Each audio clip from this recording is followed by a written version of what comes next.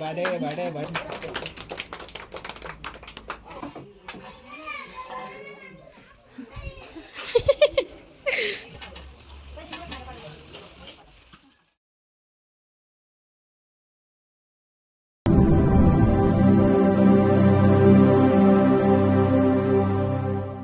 Hello ನಮಸ್ಕಾರ ಎಲ್ಲರಿಗೂ ನಿಮ್ಮ ಪಾರು ಶಿವ ವ್ಲಾಗ್ಸ್ ಕನ್ನಡಗೆ ಸ್ವಾಗತ. ಆಲ್ರೆಡಿ ನಿಮಗೆ ಮೇನ್ ಕ್ಲಿಪ್ಸಲ್ಲೇ ಗೊತ್ತಾಗಿರುತ್ತೆ ಏನು ಕಂಟೆಂಟ್ ಇದೆ ಈ ವ್ಲಾಗಲ್ಲಿ ಅಂತ. ಈ ಸಲ ನಾನು ತುಳಸಿ ಹಬ್ಬನ ಅಮ್ಮನ ಮನೇಲಿರೋ ಕಾರಣ ಈ ಸಲ ಅಮ್ಮನ ಮನೇಲೇ ಮಾಡಿದ್ವಿ. ಅವತ್ತು ತುಳಸಿ ಹಬ್ಬ ಕೂಡ ಜೊತೆಗೆ ಮಕ್ಕಳ ಹಬ್ಬನೂ ಅಂತ ಮಾಡ್ತೀವಿ ನಾವು. ಮತ್ತು ದೀಪಾವಳಿ ದಿನ ಅದೇ ಕೆರಕಲನ್ನ ಹಾಕಿ ದೋಸೆ ಪಲ್ಯ ಮಾಡಿ ಹೋಗಿ ತಿಪ್ಪೆಗೆ ಹೋಗಿ ಪೂಜೆ ಮಾಡ್ಕೊಬರ್ತೀವಿ. ಬಟ್ ನಾವೆಲ್ಲ ಈಗ ಸಿಟಿಲಿರೋ ಕಾರಣ ಅದೆಲ್ಲ ಹಳ್ಳಿಯವ್ರು ಮಾಡ್ತಾರೆ. ನಾವು ಕೂಡ ಮಕ್ಕಳ ಹಬ್ಬ ಅಂತ ಹೇಳಿ ಮಕ್ಕಳ ಕೈಲಿ ಅವತ್ತೂ ಪಟಾಕಿ ಹೊಡಿಸಿ ತುಳಸಿ ಹಬ್ಬ ಅಂತ ತುಳಸಿ ಪೂಜೆನೂ ಮಾಡ್ತೀವಿ. ಇನ್ನು ದೀಪಾವಳಿ ಹಬ್ಬನ ಸೆಲೆಬ್ರೇಟ್ ಮಾಡಿದ್ರೆ ಪಟಾಕಿ ಹೊಡೆದು, ತುಳಸಿ ಹಬ್ಬದ ದಿನ ಮಕ್ಕಳ ಹಬ್ಬ ಅಂತ ಮಾಡಿ ಅವತ್ತು ಕೂಡ ಮಕ್ಕಳಿಗೆ ಮಿನಿ ದೀಪಾವಳಿ ಅಂತ ಪಟಾಕಿ ಹೊಡಿಸ್ತೀವಿ.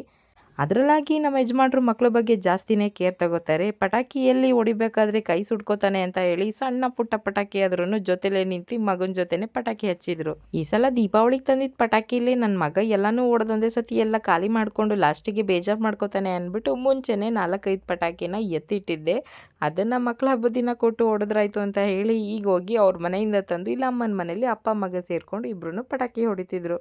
ಕೆಲವು ಸಲ ಅಪ್ಪ ಮಗನ ಕ್ವಾಟ್ಲೆ ಎಷ್ಟು ಮಟ್ಟಿಗಿರುತ್ತೆ ಅಂದರೆ, ನಮ್ಮ ಮನೆಯವರು 2ನೇ ಫ್ಲೋರಲ್ಲಿ ಇರೋದ್ರಿಂದ ನಮ್ಮ ಮನೆಗೆ ಮೇಲೆ ಹತ್ತಕ್ಕೇನೆ ಹಿಂದೆ ಮುಂದೆ ನೋಡ್ತಾರೆ. ಆದರೆ ಮಗನ ವಿಚಾರಕ್ಕೋಸ್ಕರ ಎಷ್ಟು ಸಲ ಬೇಕಾದ್ರೂ ಹತ್ತಿ ಕೆಳಗೆ ಇಳಿತಾರೆ. ಬಟ್ ನಮ್ಮ ಯಜಮಾನ್ರಿಗೆ ಅಂತಲೇ ಇನಿಷಿಯೇಟ್ ಆಗಿ ಇಳ್ತಿಲ್ಲ. ಬಟ್ ಎಲ್ಲ ಪೇರೆಂಟ್ಸ್ಗೂ ಅದೇ ಖುಷಿ ಅಲ್ವಾ, ಮಕ್ಕಳು ಖುಷಿ ಪಟ್ಟರೆ ನಮಗೂ ಫುಲ್ ಖುಷಿ. ನಾವು ಅವ್ರ ಮುಖಾಂತರನಾದ್ರೂ ನಾವು ನಮ್ಮ ಚೈಲ್ಡ್ಹುಡ್ನ ಅದೇ ಮೆಮೊರೀಸ್ನ ನೆನಪು ಮಾಡಿಕೊಂಡು ನಾವು ಕೂಡ ಅವ್ರ ಜೊತೆ ಎಂಜಾಯ್ ಮಾಡಿ ಕಾಲ ಕಳಿತೀವಿ. ಆ್ಯಂಡ್ ಫೈನಲ್ ಆಗಿ ಪಟಾಕಿ ಎಲ್ಲ ಹಚ್ಚಾದ್ಮೇಲೆ ನಮ್ಮ ಮನೆಯವರು ಏನಾರು ಮಾಡ್ಕೊಳ್ಳಿ ಅಮ್ಮ ಮಗ ಅಂತ ಹೇಳಿ ಅವರಂತೂ ಅವ್ರ ಮನೆಗೆ ಹೊರಟ್ರು. ಇನ್ನು ಸಚಿನ್ ಅವರು ಮದುವೆಗೂ ಮುಂಚೆ ಜಿಮ್ಗೆ ಹೋಗಿ ರೆಗ್ಯುಲರ್ ಆಗಿ ವರ್ಕೌಟ್ ಮಾಡ್ತಿದ್ರು. ತಕ್ಕ ಮಟ್ಟಿಗೆ ಬಾಡಿ ಕೂಡ ಮೇಂಟೈನ್ ಮಾಡಿದರು. ಬಟ್ ಮದುವೆ ಆದಮೇಲಿಂದ ಅದು ಇದು ಅಂದ್ಕೊಂಡು ವರ್ಕ್ ಕಡೆಗೆ ಸ್ವಲ್ಪ ಗಮನ ಹರಿಸ್ಕೊಂಡು ಅವ್ರ ಬಾಡಿ ಟ್ರಾನ್ಸ್ಫಾರ್ಮೇಷನ್ ಕಡೆ ಅವರು ತಲೆ ಕೆಡಿಸ್ಕೊಂಡಿರಲಿಲ್ಲ. ಸೊ ಹಾಗಾಗಿ ಇವರು 150 ಡೇಸ್ ಚಾಲೆಂಜ್ ಅಂತ ತಗೊಂಡು ವೆಯ್ಟ್ ಲಾಸ್ ಟ್ರಾನ್ಸ್ಫಾರ್ಮೇಷನ್ ಮಾಡ್ತಿದ್ದಾರೆ. ಅಟ್ ಪ್ರೆಸೆಂಟ್ ಈಗ ಇವರು 120 kgs ಇದ್ದಾರೆ. ಇವರಂತೂ 150 ಡೇಸ್ ಚಾಲೆಂಜ್ ತೊಗೊಂಡಿದ್ದಾರೆ. ಅಪ್ರಾಕ್ಸಿಮೇಟ್ಲಿ 3 ಮಂತ್ಸ್ ಅಂತಾನೆ ಅಂದ್ಕೊಳ್ಳಿ. ನಾನಂತೂ ಫುಲ್ ಕ್ಯೂರಿಯಸ್ಸಿಂದ ಕಾಯ್ತಿದ್ದೀನಿ ಎಷ್ಟು ವೆಯ್ಟ್ ಲಾಸ್ ಆಗ್ತಾರೆ ಅಂತ ಹೇಳ್ಬಿಟ್ಟು. ಇನ್ನು ಬೆಳಗ್ಗೆ ಸಚಿನ್ ಅವರು ವರ್ಕೌಟ್ಗೆ ಅಂತ ಬೇಗ ಎದ್ದ ತಕ್ಷಣವೇ ನನ್ನ ಮಗನೂ ಕೂಡ ಅವ್ರ ಅಪ್ಪನ ಜೊತೆ ಎದ್ದು ವಾಕಿಂಗು ಜಾಕಿಂಗ್ ಅಂತ ಮಾಡಿಕೊಂಡು ಅಪ್ಪ ಪಾರ್ಕಿಗೆ ಹೋಗೋಣ ಅಂತ ಹೇಳಿ ಅವ್ರ ಅಪ್ಪನ ಜೊತೆ ಪಾರ್ಕಲ್ಲೆಲ್ಲ ಸ್ವಲ್ಪ ಹೊತ್ತು ಆಟ ಆಡ್ಕೊಂಡು ಅಪ್ಪ ಮಗ ಇಬ್ಬರು ಟೈಮ್ ಸ್ಪೆಂಡ್ ಮಾಡ್ಕೊಂಡು ಬರ್ತಾರೆ.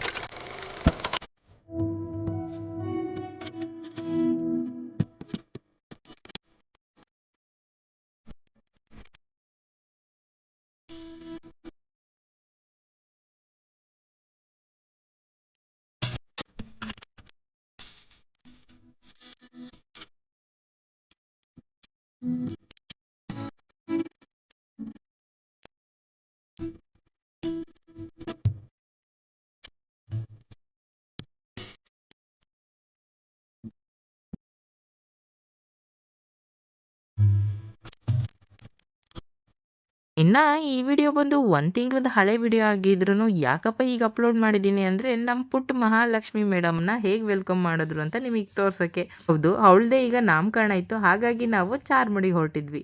ನಂದು 2ನೇ ಪುಟಾಣಿಗೆ ಫಸ್ಟ್ ಟೈಮ್ ಟ್ರಾವೆಲ್ ಎಕ್ಸ್ಪೀರಿಯನ್ಸ್ ಅವ್ರ ಚಿಕ್ಕಿ ಮನೆಗೆ ಚಾರ್ಮಡಿಗೆ ಅಂತ ಹೇಳಿದ್ರೆ, ಅಣ್ಣ ತಂಗಿ ಇಬ್ರು ಫಸ್ಟ್ ಟೈಮ್ ಮೀಟ್ ಆಗ್ತಿದ್ದಾರೆ ಅಂತಲೇ ಒಂದು ನೆನಪಿರುತ್ತೆ.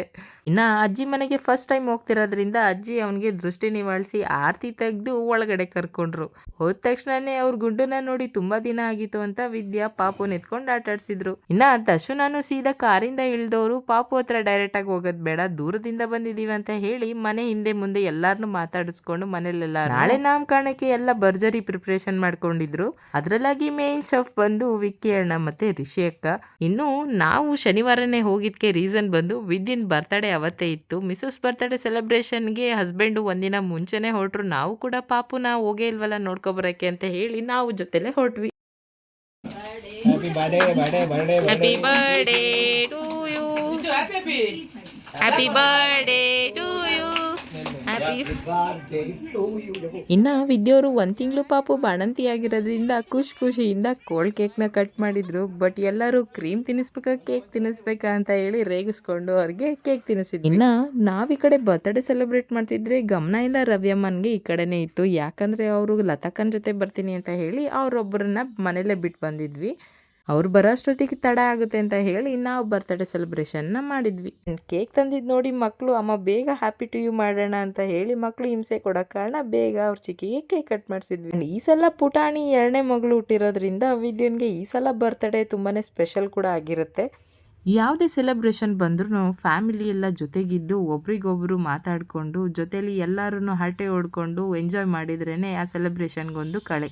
ಟ್ರಾವೆಲ್ ಮಾಡಿ ಸುಸ್ತಾಗಿರೋ ಕಾರಣ ಬೆಳಕರ್ದಿದ್ದೆ ಗೊತ್ತಿಲ್ಲ. ಬೆಳಗ್ಗೆ ಎದ್ದು ನಾನಂತೂ ಆಚೆ ಕಡೆ ಒಳ್ಳೆ ವ್ಯೂ ಪಾಯಿಂಟ್ ಕಾಣಿಸುತ್ತೆ ವಿದ್ಯೋರ್ ಮನೆಯಿಂದ, ಅದನ್ನು ವಿಡಿಯೋ ಕ್ಯಾಪ್ಚರ್ ಮಾಡ್ಕೊಂಡು ನಿಂತಿದ್ದೆ.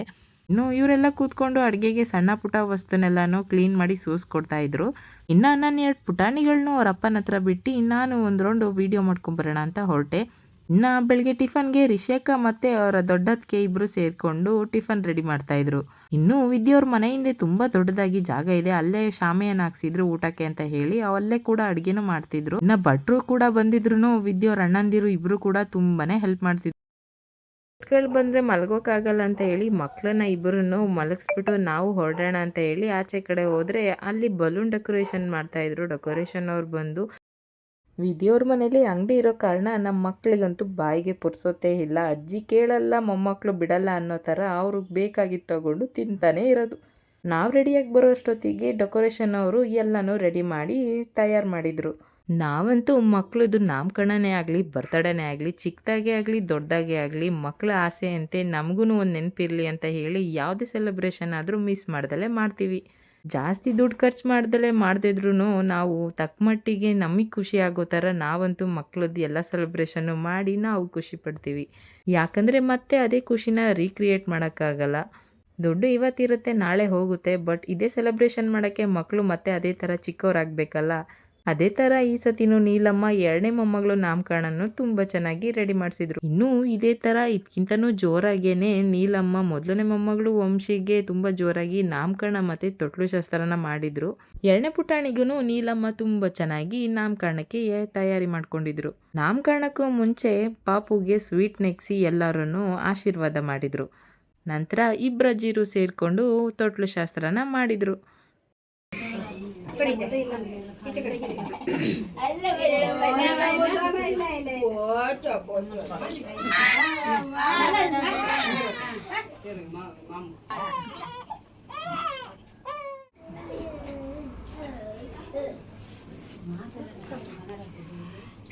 ಮಾತಾಡಲ್ಲ ಅಣ್ಣ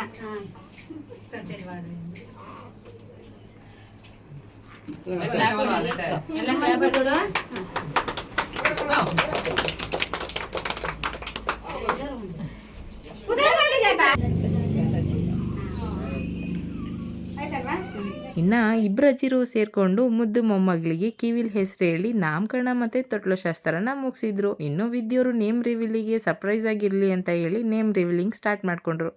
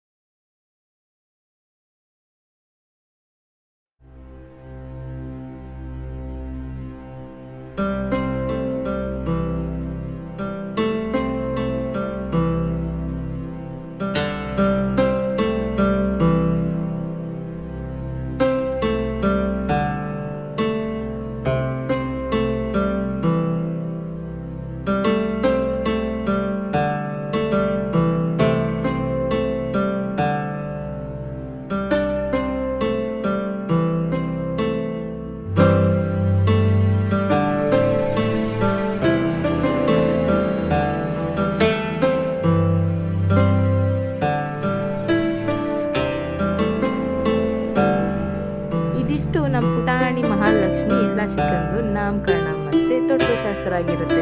ಇನ್ನು ಹೊಸ ಹೆಸರಿಟ್ಟು ನಾವು ಮಗಳನ್ನ ಹೊಸ ಹೆಸರಿಂದ ಕರೆದು ಅಭ್ಯಾಸ ಮಾಡ್ಕೊಳ್ಳೋದೊಂದು ಬಾಕಿ. ಇನ್ನು ಸೆಲೆಬ್ರೇಷನ್ ಎಲ್ಲ ಆದಮೇಲೆ ಹೊಟ್ಟೆ ತಾಳ ಹತ್ತಿತ್ತು ಅಂತ ಹೇಳಿ ಊಟ ಮಾಡೋಣ ಫಸ್ಟ್ ಅಂತ ಹೇಳಿ ಕೂತ್ಕೊಂಡ್ವಿ.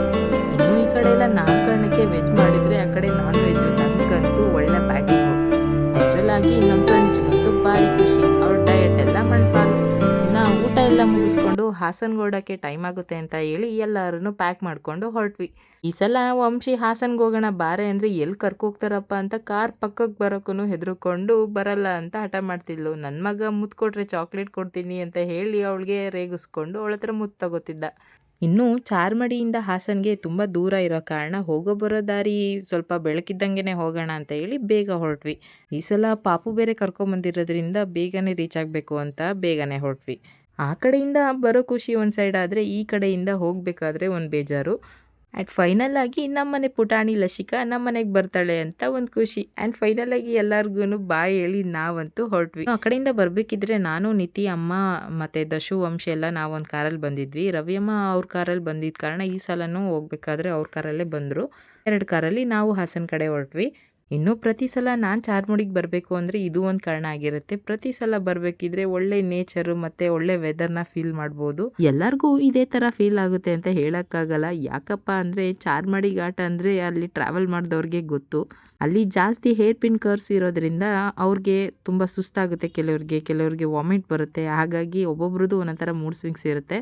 ಆ್ಯಂಡ್ ಫೈನಲಿ ಇದಿಷ್ಟು ನನ್ನ ವ್ಲಾಗ್ ಆಗಿರುತ್ತೆ.